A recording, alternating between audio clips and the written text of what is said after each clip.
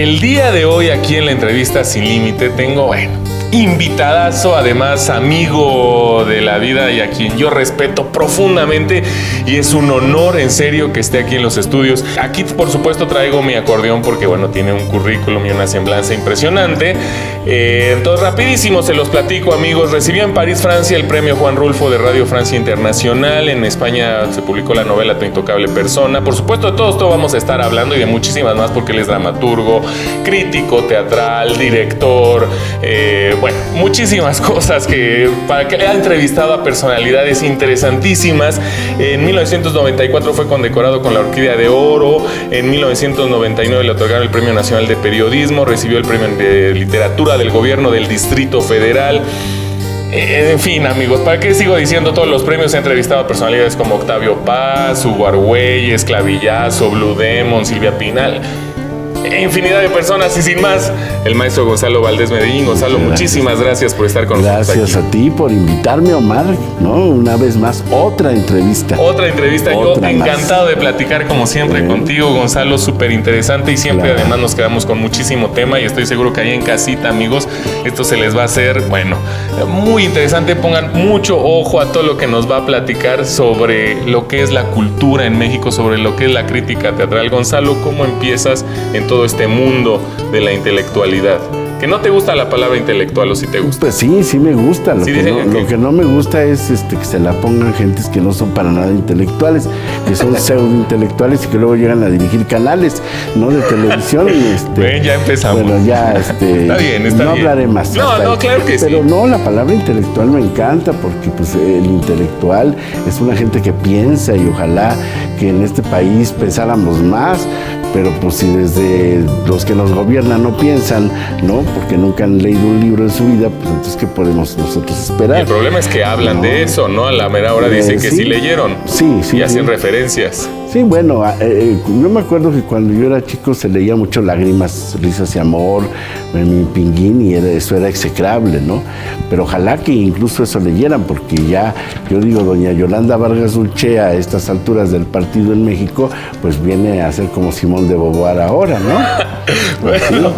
Otra fuerte declaración. ¿No? Gonzalo, ¿cómo inicias en todo esto? ¿Qué te llama la atención de escribir? ¿Qué te llama la atención del meterte en el mundo del teatro, de dirigir, etcétera? Pues mira, yo desde muy jovencito desde niño descubrí mi vocación literaria. En mi casa había mucho libro, y pues yo leía y me ponía yo a interpretar yo solo todos los personajes de Molière, de Shakespeare, de Oscar Wilde, porque me ponía a leer yo solo en las tardes esos libros y hacía todos los personajes. Entonces descubrí también mi vena teatral ahí, ¿no? Y ya, pues pasando el tiempo, tuve posibilidad de conocer grandes maestros que tuve en talleres literarios. A los 15, 16 años, entré a los talleres libres del Museo del Chopo, y ahí tuve como maestra a Ángeles Mastretta, por ejemplo, la autora de Arráncame la vida, y ella nos contactó con otro gran maestro que fue José María Pérez Gay, un hombre con el cual yo pues descubrí autores como Elías Canetti, como James Joyce, como Kafka, como Revueltas, José Revueltas, Efraín Huerta. Recuerdo que gracias a él leí por primera vez a Hugo Gutiérrez Vega, que murió el año pasado.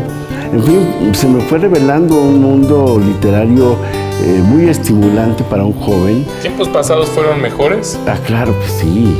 En este caso sí, en muchos casos, ¿no?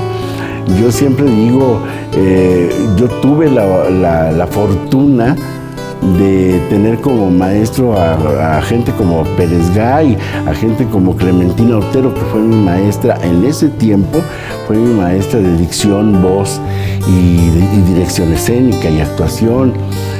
A Emilio Carballido, que también fue mi maestro en esa época, Carlos Illescas, un gran poeta guatemalteco, Tomás Mojarro, también tomé un curso de poesía con él. Con Tomás Mojarro descubro yo, por ejemplo, la poesía de Villaurrutia, ¿no?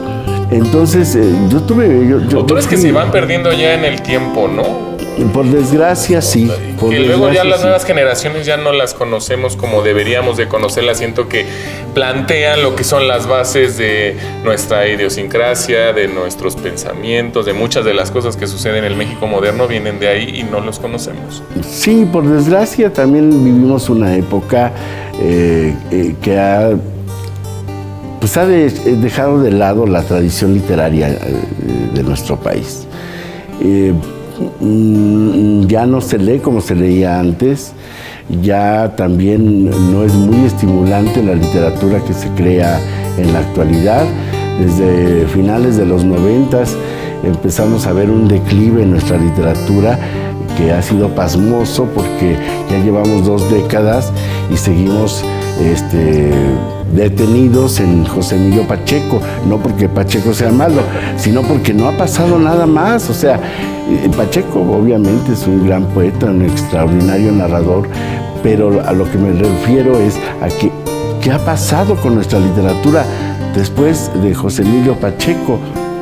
Pero ahí, ¿qué sucede? Y bueno, me quedo con esta pregunta porque vamos a una pausa, siento que se nos va a ir tiempo volando, pero porque hay muchas nuevas generaciones de escritores y hay mucha gente que quiere publicar y ahora con las nuevas tecnologías se publican libros en internet al por mayor. Entonces, ¿qué pasa? ¿Por qué se detiene la escritura, la dramaturgia, la novela, etcétera? Pero bueno, vamos a una pausa, amigos, y ahorita regresamos. Esto es la entrevista Sin Límite con el maestro Gonzalo Valdez Medellín.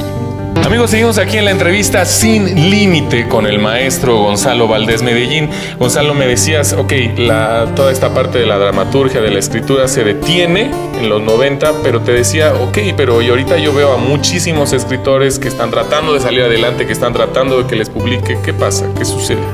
Pues que hay una nueva oleada de jóvenes muy propositivos, diríamoslo así, que están proponiendo nuevas maneras de asomarse al fenómeno literario, que están reconstruyendo su país, su México, desde su propia perspectiva neomilenaria, se puede decir también.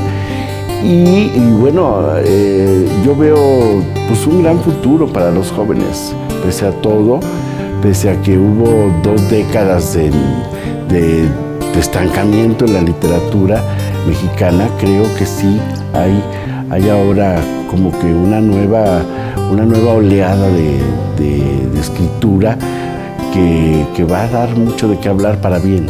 Y además ya están saliendo como nuevos temas. Digo, yo por supuesto no soy en absoluto experto, pero en lo poco que he leído, por ejemplo, dramaturgia, novela, veías mucho tipo de narcotráfico, de problemas. Eso estancó a la literatura, ¿no? El hablar del narcotráfico, el hablar de cosas que, bueno, obviamente existían y siguen existiendo, pero yo creo que, se escribió El Padrino en una época, en los años 60, 70, y es la obra maestra del tema. Yo creo que nadie ha podido superar a Mario Puzo, y ni siquiera Reverté con La Reina del Sur, y ni Key del Castillo lo va a poder hacer cuando haga sus memorias, ¿no? Porque ahora, pues, evidentemente tendrá que hacer sus memorias, a ver qué nos cuenta, ¿no? Del Chapo, su relación. Exactamente, entonces, pues ves, te digo, de repente, en una época como la nuestra, actrices medianas, como Key del Castillo, perdón, pero me parece una actriz mediana, ¿verdad? Se vuelven potencialmente personajes de nuestro tiempo, y se pueden volver grandes escritores, porque seguramente va a ser un bestseller, y eso va a todos lo vamos a comprar, ¿no? Vamos a estar en el chisme. Sí, exactamente, ¿no? Además, es una época del chisme, ¿no? A lo también. mejor no lo escribe ella, ¿no? Va a contratar un escritor fantasma, como se acostumbra en estos casos, pero bueno, así pasa cuando sucede. Gonzalo, ahora vamos a esa parte que ahorita lo señalaste, la crítica. ¿Por qué ponerse este personaje de crítico que es tan complicado interpretarlo en una sociedad como la mexicana, que todos somos jarritos de Tlaquepaque y nos hacen así? Y ¡ay! ¿Por qué me está criticando? Y nos enojamos y bueno, decimos del huevo y quien lo puso, como se dice. Bueno, mira, yo cuando tenía 16 años, volviendo a mi época en los talleres libres de José María Pérez Gay, el taller que nos daba de creación literaria, nos dejó leer Las cartas a un joven poeta de Rainer Maria Rilke, en donde yo leí en una de las cartas que una de las obligaciones del escritor era ejercer una crítica, pues no lo dice así, pero digamos que así lo tendríamos que ver ahora, una crítica constructiva, ¿verdad?, en torno a su literatura y a su cultura. Una crítica que mejorara la literatura, que mejorara la cultura de su momento, de su tiempo, y que la reflejara también. Entonces a mí se me marcó eso, ¿no? Yo era muy, muy joven. Entonces cuando a los 18, 19 años entro a Uno más Uno, yo leo ahí, pues había mucha crítica y grandes firmas de críticos como Guillermo Sheridan, como Olga Harmony, que estaban allí incidiendo en mejorar. Y con un lugar muy especial, además. Sí, no, sí, desde luego. En mejorar el teatro, en mejorar la literatura, ¿no? Y pues yo siempre quise ser crítico. Y me dejé despegar como crítico ya como a los 23, 24 años, porque me daba pánico. Yo empecé haciendo entrevistas porque yo seguía mucho la consigna de Hemingway, que decía que él se había hecho escritor gracias a que fue un muy buen entrevistador y aguzaba muy bien el oído. Que el mejor escritor es el que tiene el mejor oído, es como el músico. Entonces también eso se me quedó, entonces yo hacía muchas entrevistas. Claro que iba a entrevistar a grandes personalidades, casi siempre, o siempre.